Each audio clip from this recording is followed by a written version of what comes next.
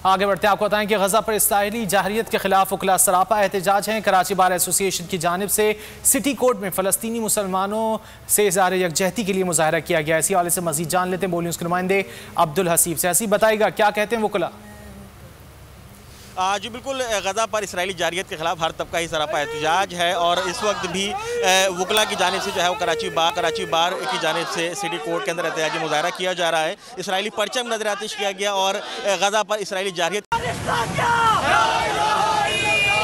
कश्मीर में भी जमात इस्लामी के कारकुन इसराइली बर्बरियत के खिलाफ सड़कों पर आ गए। तो हर एक जो भी फर्द होगा वो सारे के सारे फ़लस्तीन के साथ होंगे, हम अफगानिस्तान के साथ होंगे, हम जहाँ जहाँ मुसलमानों पे मज़ालिम होंगे उन सब के साथ होंगे। चमन में JUIF ने रैली निकाली और एहतजाज किया। कोर्ट में जमात इस्लामी और JUIF ने फ़लस्तीनियों के हक में मुशाहरा किया।